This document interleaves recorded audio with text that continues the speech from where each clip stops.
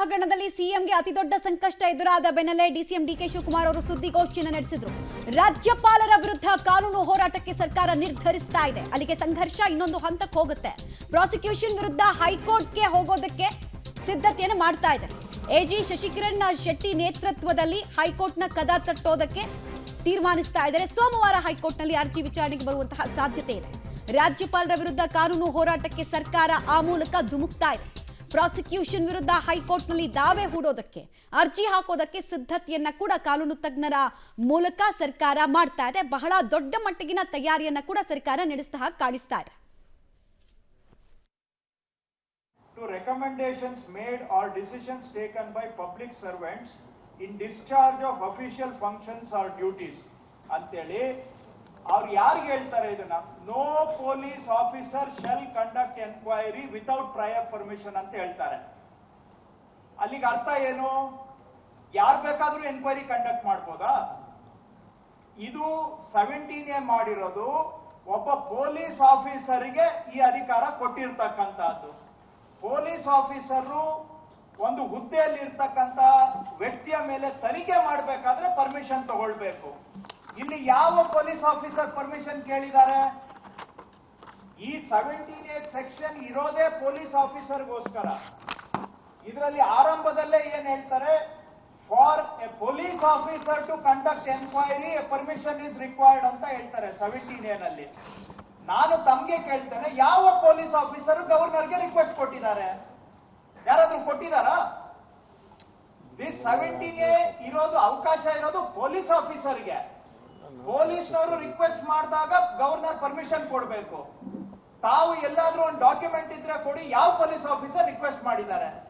ಈಗ police officer request ಮಾಡಿರೋದು 4 case ನಿಮ್ ಮುಂದೆ ಇಟ್ಟಿದ್ದೇವೆ. ಒಂದು ಕುಮಾರಸ್ವಾಮಿ ಅವರದ್ದು, ಇನ್ನೊಂದು ಜನಾರ್ದನ್ ರೆಡ್ಡಿ ಅವರದ್ದು, ಶ್ರೀಮತಿ ಜೊಲ್ಲೆ ಅವರದ್ದು, ನಿರಾಣಿ ಅವರದ್ದು 4 ಕೇಸ್ ಇಟ್ಟಿದ್ದೇವೆ. ಲೋಕಾಯುಕ್ತದವರು ಕೇಳಿದ್ರೆ ಪರ್ಮಿಷನ್ ಕೊಡೋದಿಲ್ಲ. ಇಲ್ಲಿ ಯಾವ ಪೊಲೀಸ್ ಆಫೀಸರ್ ಕೇಳೇ ಇಲ್ಲ.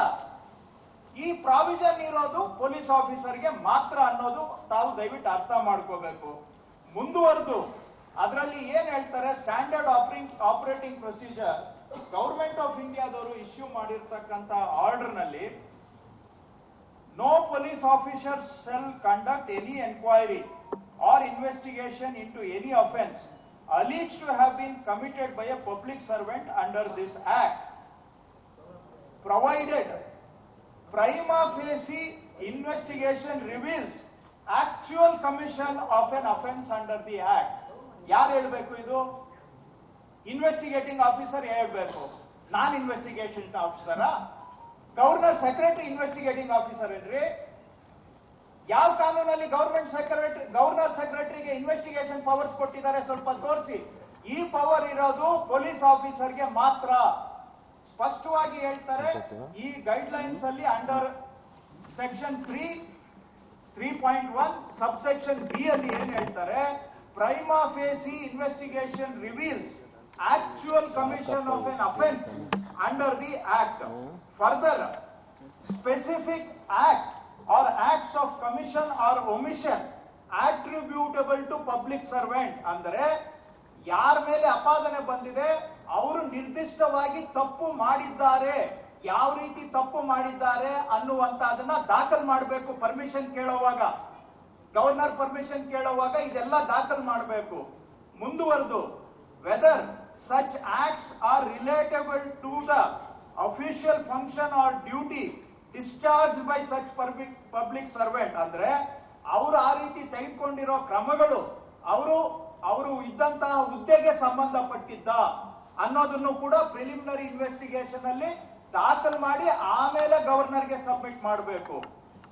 Further the specific recommendations made or decisions taken by such public servant in this case ಅಂದ್ರೆ ಈ ಕೇಸ್ ನಲ್ಲಿ ಯಾರ ಮೇಲೆ ಅಪಾದನೆ ಬಂದಿದೆ ಅವರು ಏನ್ ತೀರ್ಮಾನಗಳು ತಗೊಂಡಿದ್ದಾರೆ ಅನ್ನೋದನ್ನು ಕೂಡ ಇದರಲ್ಲಿ ಎನ್ಕ್ಲೋಸ್ ಮಾಡಿ ಪೊಲೀಸ್ನವರು ಗವರ್ನರ್ಗೆ ಸಬ್ಮಿಟ್ ಮಾಡಬೇಕು. ಯಾವ್ದಾದ್ರೂ ಆಗಿದೆಯಾ ಈ ಕೇಸಲ್ಲಿ? ಒಂದು ದಾಖಲೆ ಕೊಟ್ಟಿದ್ದಾರಾ? ಇದು ಸಚಿವ ಕೃಷ್ಣ ಬೈರೇಗೌಡರು ಹೇಳ್ತಾ ಇರುವಂತಹ ವಿಚಾರ. ಅಂದ್ರೆ ರಾಜ್ಯಪಾಲರ ನಡೆಯನ್ನ ಖಂಡಿಸಿ ಹಂತ ಹಂತವಾಗಿ ಕೂಡ ಅಲ್ಲಿ ತಮ್ಮ ವ್ಯಾಪ್ತಿಗೆ ಬಾರದೆ ಇದ್ರೂ ಕೂಡ ಅಲ್ಲಿ ರೂಲ್ಸ್ ಅನ್ನ ವೈಲೇಟ್ ಮಾಡಿ, ಪ್ರೋಟೋಕಾಲ್ ಅನ್ನ ವೈಲೇಟ್ ಮಾಡಿ ಪ್ರಾಸಿಕ್ಯೂಷನ್ಗೆ ಅನುಮತಿ ಕೊಟ್ಟಿದ್ದಾರೆ ಅನ್ನೋದನ್ನ ಹೇಳೋದಕ್ಕೆ ಹೊರಟ ಹಾಗೆ ಕಾಣಿಸ್ತಾ ಇದೆ. ಜೊತೆಗೆ ಒಂದು 4 ಕೇಸ್ಗಳನ್ನ ಕೂಡ ಕೋರ್ಟ್ ಮಾಡಿದ್ರು. ನಾವಾಗಲೇ ಹೇಳ್ತಾ ಇದ್ವಿ, ಒಂದು ಕುಮಾರಸ್ವಾಮಿ ಅವರ ಕೇಸನ್ನ,